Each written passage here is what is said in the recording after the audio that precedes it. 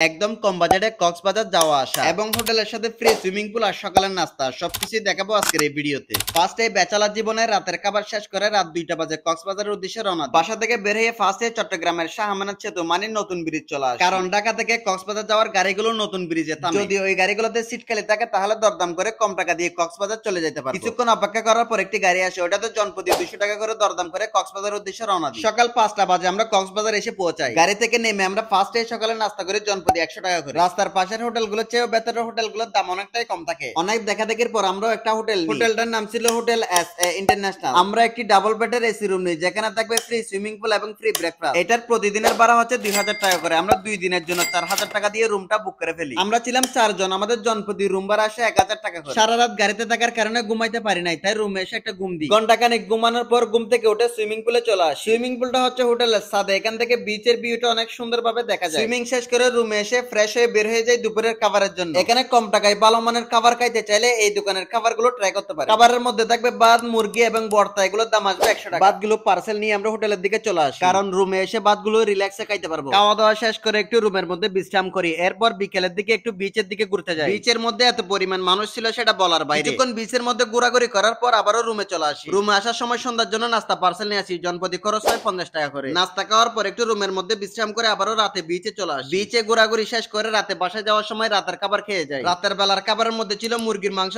Mix সবজি এবং আলু ভর্তা। এই প্যাকেজটার মূল্য হচ্ছে 100 টাকা। অন্যান্য হোটেলে সেম খাবার দিয়ে 180 টাকা অথবা 200 টাকা নিয়ে ফেলবে। যাই হোক, খাওয়া দাওয়া শেষ করে বাসায় এসে ঘুমাই যায়। সকালবেলা আমাদের ব্রেকফাস্টের সময় ছিল সকাল 8টা থেকে 10টা পর্যন্ত। রাতে আমাদের রুমে এসে একটি সকালবেলা ব্রেকফাস্টের টিকিট দিয়ে যায়, ওটা নিয়ে সকালবেলা আমরা রেস্টুরেন্টে চলে আসি। রেস্টুরেন্টটা ছিল আমাদের হোটেলের ফার্স্ট ফ্লোরে। এরপর সকালের নাস্তা শেষ করে আমরা রুমে চলে আসি। রুমে এসে রেডি হয়ে বিচের দিকে রওনা দিই। আমাদের হোটেলের নিচে থেকে বিচে যাওয়ার জনপ্রতি রিকশা ভাড়া 10 টাকা করে। বিচে এসে ইচ্ছা মতো গোসল করে নিই। এখানে গরমের পরিমাণ ছিল অনেক বেশি। ওইখানে এলাকার কিছু ছেলের সাথে পরিচয় হয়ে যায়, ওদের সাথে কিছুক্ষণ ফুটবল ম্যাচ খেলি। এরপর আমাদের হোটেলে এসে সোজা সুইমিং পুলে চলে আসি গোসল করার জন্য। সুইমিং পুলে গোসল শেষ করার পর ফ্রেশ হয়ে বের হয়ে যায় দুপুরের খাবারের জন্য। দুপুরের খাবারের বিলও আসে 100 টাকা। দোকানটা ছিল আমাদের হোটেলের ঠিক পাশে। মামার খাবারগুলো এত পরিমাণ মজা ছিল সেটা বলার বাইরে। খাওয়া দাওয়া শেষ করে একটা ইনানি বিচ যাওয়ার জন্য 700 টাকা দিয়ে রিজার্ভ রিক্সা ঠিক করি। ফার্স্টে আমরা ইনানি বিচের দিকে রওনা দিই। মেরিন ড্রাইভের এক পাশে পাহাড় এবং অন্য পাশে সমুদ্র, দেখতে অনেক সুন্দর লাগতেছিল। ইনানি বিচ এসে দেখে এখানে দেখার মতো কিছুই নেই, মানুষ এখানে কেন আসতেছে ওটাই বুঝতেছি না। আমাদের রিক্সাওয়ালার সাথে কথা হয়েছিল ইনানি বিচ থেকে আসার সময় যতগুলো সুন্দর জায়গা দেখবে সবগুলোতে একটু একটু দাঁড়াবে, কিন্তু ইনানি বিচ থেকে রিক্সায় ওঠার পরপরই সন্ধ্যা হয়ে যায়, আর কোনো জায়গায় তেমন দাঁড়াইতে পারি না। হোটেলে পৌঁছতে পৌঁছতে আমাদের প্রায় সন্ধ্যা 7টা বেজে যায়। হোটেলে এসে কিছুক্ষণ রেস্ট করার পর আবারও রাতের খাবারের জন্য বের হয়ে যায়। আবারও 100 টাকার সেই প্যাকেজটা খাওয়ার জন্য মামার দোকানে চলে আসি। এখানে একবেলা ভাত খেয়ে আমরা মজা পাওয়ার পর আমরা এখানে ডেলি ভাত খাইতাম। বিশেষ করে ওনাদের তরকারিগুলো এত পরিমাণ স্বাদ ছিল সেটা বলার বাইরে। খাওয়া দাওয়া শেষ করে আবারও রুমে গিয়ে ঘুমাই যায়। এরপর সকাল সকাল ঘুম থেকে উঠে রেস্টুরেন্টে চলে আসি ফ্রি ব্রেকফাস্টটা খাওয়ার জন্য। নাস্তা খাওয়ার পর আমরা রুমে গিয়ে সবাই রেডি হয়ে যায়, কারণ সকাল 11টা বাজে আমাদের রুম চেক আউট ছিল। এরপর সবাই রেডি হয়ে নিচে চলে আসি। নিচে এসে চাবিটা ম্যানেজারকে বুঝাই দিই। হোটেলের নিচে থেকে কক্সবাজার বাস স্টেশন আসার জন্য একটা রিক্সা নিই, জনপ্রতি ভাড়া পড়ে 20 টাকা করে। কারণ